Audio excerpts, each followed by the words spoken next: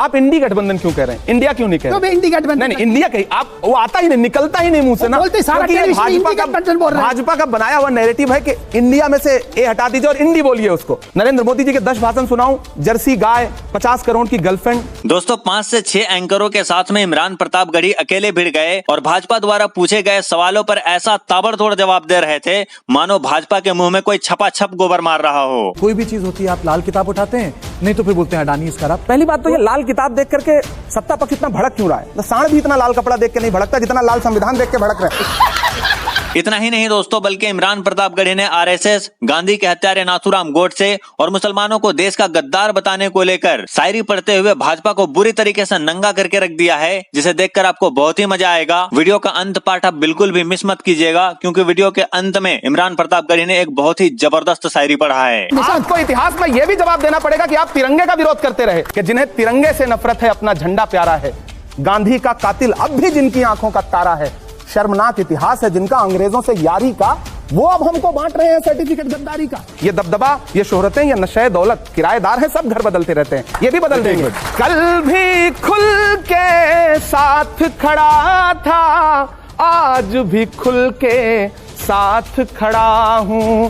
कैसा भी दौर आए लेकिन मैं राहुल के साथ खड़ा हूं।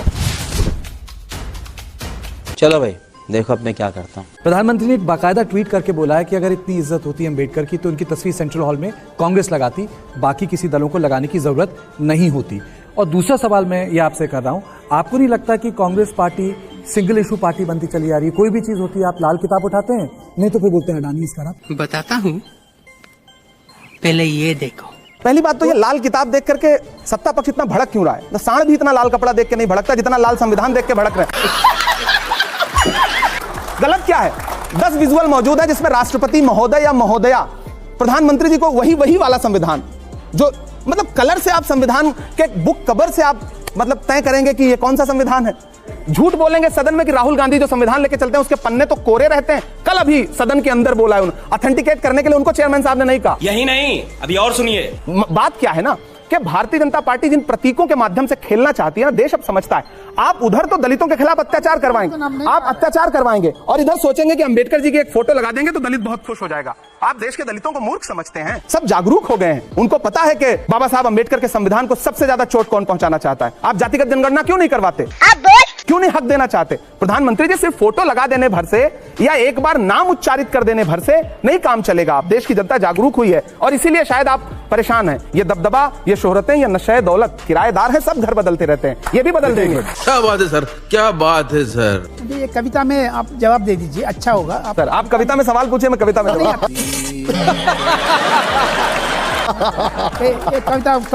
लेकिन ममता बनर्जी क्यों छोड़ करके जा रही है? कहाँ गई? उद्धव ठाकरे क्यों छोड़ कर कहाँ गए? ओमर अब्दुल्ला ने क्यों बोला कल राहुल गांधी से ईवीएम से नफरत है, 100 सीट कैसे जीता? इसको कविता में इंडी गठबंधन कम से कम अंडर 5 ईयर्स में सत्ता में आएगा नहीं, क्योंकि मिस्टर नरेंद्र मोदी ने, प्राइम मिनिस्टर ने लोकसभा में ये कहा सीताराम केसरी को दरवाजा बंद करके बाथरूम में मरा है।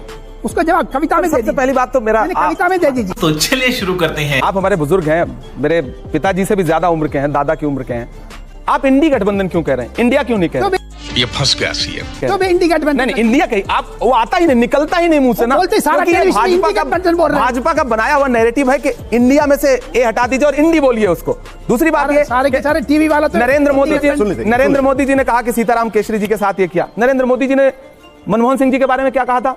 रेनकोट पहन के नहाते हैं। नरेंद्र मोदी जी के 10 भाषण सुनाऊं, जर्सी गाय, 50 करोड़ की गर्लफ्रेंड। प्रधानमंत्री की एक भाषा ये तो प्रधानमंत्री की एक भाषा ये तो नहीं होनी चाहिए। मुझे लगता है कि भाषा की मर्यादा, और चूंकि वो वाक पटु भी हैं, भाषाई चातुर्य भी उनको आता है, फिर भी जब ऐसी भाषा वो बोलते हैं तो मुझे लग रहा है कि देश के प्रधानमंत्री को ऐसी भाषा नहीं बोलनी चाहिए। पहली बात एक सेकंड, कांग्रेस क्यों इतना गिरावट आ गया है ये बताइए ना जी। ऑर्गेनाइजेशन में 16 राज्य में आपका यूनिट नहीं है। आपका जो पहला सवाल है, 3 यूनिट में सरकार है। रुको जरा, सबर करो। जब आपका जो पहला सवाल है कि ममता जी दावेदारी पेश कर रही हैं, कोई और दावेदारी पेश कर रहा है, सबसे मैं तो इसको इस दृष्टिकोण से देखता हूं कि आंतरिक लोकतंत्र है इंडिया गठबंधन में कि हर व्यक्ति अपनी दावेदारी पेश कर सकता है। और बहुत महत्वपूर्ण बात मैं ये कह रहा हूं कि हमारे गठबंधन में इस लेवल के नेता हैं कि सब राष्ट्रीय स्तर का नेता बनने की क्षमता रखते हैं। ये हुई ना बात।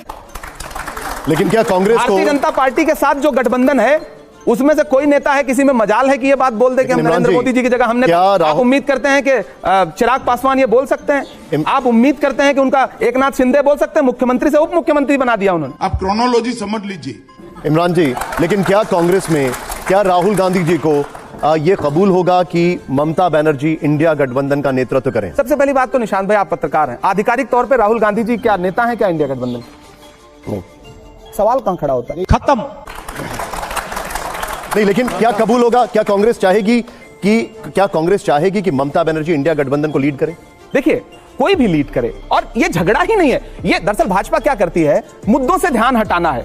अब चूंकि घिरी हुई थी एक उद्योगपति, पता नहीं आपके चैनल पे मैं उनका नाम ले सकता हूं या नहीं ले ही सकता हूं, संसद में घिरी हुई थी अडानी के मुद्दे पर, तो उससे ध्यान कैसे भटके, तो एक शिगुफा उछाला गया कि इंडिया गठबंधन में नेतृत्व पर झगड़ा शुरू हो रहा है। फिर चैनलों को भेज दिया गया कि इसी पे सवाल पूछो, सारे चैनल उसी पे सवाल पूछने लगे। 2 दिन के लिए वो मुद्दा हट गया। अरे बाप रे, ये तो धोती खोल रहा है। क्योंकि डेली संसद परिसर में, संसद के अंदर लगातार नहीं, लेकिन आप सवाल उठ रहे थे। सच बात इमरान साहब, है। ये बात शरद पवार की तरफ से आई, ये बात अभिषेक बैनर्जी की तरफ से पलट करके निशांत भाई, कभी आपने पलट के उनसे पूछा कि एक दिन उन्होंने जो एक बात कह दी थी उसके बाद अब लोग क्या बोल रहे हैं? कभी आपने पलट के पूछा, फॉलो अप लिया उसका? बिल्कुल रिस्क नहीं लेने का। नहीं, लेकिन आप, होता क्या है ना, मैं सदन परिसर से बाहर निकल रहा हूं, आप सबसे भी बता रहा हूं, कैमरामैन तैयार खड़ा है, तमाम चैनल वहां तैयार खड़े, बिना कुछ बोले, हमें सवाल का पता भी नहीं है, मेरे मुंह पे माइक लगा दिया गया, ऐसा बोला है उन्होंने। अब आप भाग तो सकते नहीं, आप यस नो या एक सामान्य सा जवाब दे देते हैं, वो जवाब आपको सूट करता है और वो जवाब भाजपा को भी सूट करता है, तो उस जवाब को सोशल मीडिया पे ऐसा प्रसारित कर दिया जाता है जैसे जंग छिड़ी हुई है इंडिया गठबंधन में। ऐसा कुछ भी नहीं है, इंडिया गठबंधन बहुत सामान्य तरीके से चल रहा है। सब चंगासी।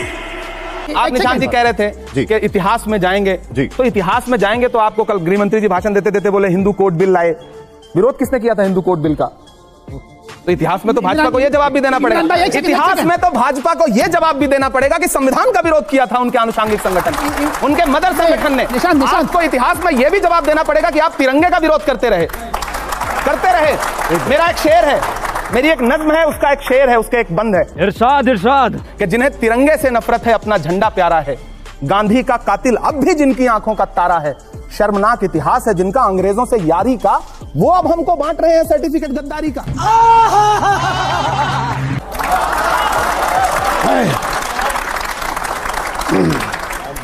मेरे 2 सवाल हैं आपसे इमरान जी। पहला सवाल यह है कि संभल का मसला बहुत गर्म है उत्तर प्रदेश, तो उस पर आपकी पार्टी और आपका क्या कहना है? आपको लगता है कि मामला अदालत के बाहर निपटाया जाना चाहिए? और दूसरा सवाल है कि आपकी पार्टी एक जमाने में लोग कहते थे कि जात पे ना पात पे, इंदिरा जी की बात पे मोहर लगेगी हाथ पे, और अब ये राष्ट्रीय पार्टी जाति पे वोट मांग रही है। ये 2 सवाल मैं आपसे पूछ रहा हूँ। ठीक है, समझिए। पहली बात तो ये कि कांग्रेस पार्टी जाति पे वोट नहीं मांग रही। आपका पहला सवाल है कि संभल के मुद्दे पे आपका क्या कहना? यहाँ तमाम युवा साथी बैठे हैं, हम किस धर्म से हैं, किस मजहब से हैं, इससे हट के एक बात मैं कहना चाहता हूँ कि संभल के मुद्दे का हल कैसे होना चाहिए। इससे महत्वपूर्ण यह है कि वो जो 5 नौजवान मारे गए उनके बारे में तो कोई बात ही नहीं कर रहा है। ऐसा नैरेटिव बना दिया गया कि चर्चा जो है ये हो रही है कि आज पुलिस प्रशासन ने ये बयान दिया, आज ये दिया। जिस दिन से वो 5 बच्चे, नौजवान बच्चे, न साजिश थी न कोई जंग का ऐलान लिखा था, इरशाद बुझी आंखों में एक मासूम सा अरमान लिखा था, जिसे दंगाई कह के सीधे गोली मार दी तुमने, उसी मजदूर के सीने पे हिंदुस्तान लिखा था। मैं बहुत भावुक हूं। क्या किसी ने एक संवेदना का शब्द, सत्ता में बैठे हुए किसी एक व्यक्ति ने एक संवेदना का शब्द बोला है?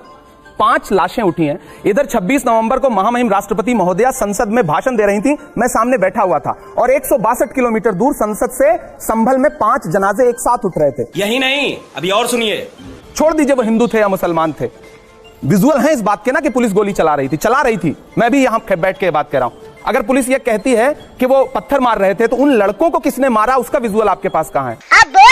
पुलिस जो नैरेटिव बना दे, डीएम प्रेस कॉन्फ्रेंस कर रहे हैं, कमिश्नर प्रेस कॉन्फ्रेंस कर रहे हैं, सत्ता के शीर्ष पे बैठे एक शब्द नहीं बोल रहे हैं। क्या इंसानों की जान की कोई कीमत नहीं है? सदियों से यहीं पर रहता है, जाने कितने दुख सहता है, भीगी पलकों से एक बेटा भारत मां से ये कहता है, पुरखे हम सबके गोद में तेरी खाक ओढ़ के लेटे हैं, मां हम भी तेरे बेटे हैं, है ना? इमरान साहब, बीजेपी कह रही है, कोई बात ही नहीं कर रहा है। मुझे हैरत है।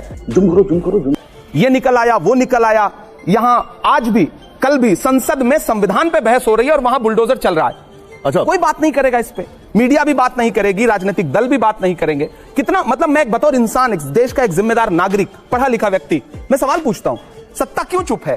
संवेदना के एक शब्द भी क्यों नहीं? हमारी पार्टी का स्टैंड क्लियर है। राहुल गांधी जी गए, जा रहे थे, उनको जाने नहीं दिया गया। नेता प्रतिपक्ष को क्या अब यह भी अधिकार नहीं रह गया है कि वो जाकर के पीड़ितों से मिल सके? मुझे देश से पूछना है, क्यों नहीं मिलने देंगे? क्या छुपाना चाहते हैं? इसको समझने में देर लगेगी। आपने राहुल गांधी का जिक्र किया, वो पीड़ित परिवार के साथ मिलना चाह रहे थे। यहां पर बीजेपी बार बार यह आरोप लगा रही है कि कांग्रेस एक लाइन नहीं ले रही, वो ये नहीं बता रही कि आखिर वो है किसके साथ। रुक, तेरे को बता देती। भाजपा किसके साथ है? सवाल मेरा। सरकार किसके साथ है? नहीं, वो तो खुल के कह रहे हैं कि हम मंदिर के साथ हाथ रख करके कसम खाने वाले लोग किसके साथ खड़े हैं? संविधान के साथ, या किसी धर्म के साथ, किसी इंसान के साथ, किसी जाति के साथ, किसी मजहब के साथ? इंसान के साथ क्यों नहीं? पीड़ितों के साथ क्यों नहीं? योगी जी कह रहे हैं खुलकर कि अगर वहां पर विष्णु का 10वां अवतार होगा तो हम वहां पर उसी के साथ हैं। अच्छा, अवतार हो, उससे किसको इनकार हो सकता है? भगवान का अस्तित्व सब स्वीकार करते हैं, लेकिन इंसान का अस्तित्व भी तो स्वीकार करिए, सत्ताधीश महोदय। ठीक है, विनोद जी आपका सवाल। अभी को नहीं, मैं उस पार्टी को कवर किया है। शो नहीं, मैं एक सवाल ये पूछना चाहता हूँ कि आपने कुछ नज्म लिखी है कोई राहुल गांधी पे या प्रियंका गांधी पे? नज्म मतलब मैंने 4 मिसरे लिखे हैं। मैं भारत जोड़ो यात्रा के दौरान मैंने नज्म लिखे। सवाल नहीं, मैं इंतजार कर रहा हूँ कि वो सुनाए, उसके बाद मैं अपना सवाल पूछूं। रहा नहीं जाता, तड़प ही ऐसी है ना। मैंने 4 मिसरे कहे थे। मैं तरन्नुम में सुनाऊं या तहत में सुनाऊं? तरन्नुम में सुनाओ। तरन्नुम में सुनाना। खौफ नहीं जिसे मुरझाने का, मैं उस गुल के साथ खड़ा हूं। मैं जो बात कह रहा था कि जो साहस है उनमें, इरशाद इरशाद।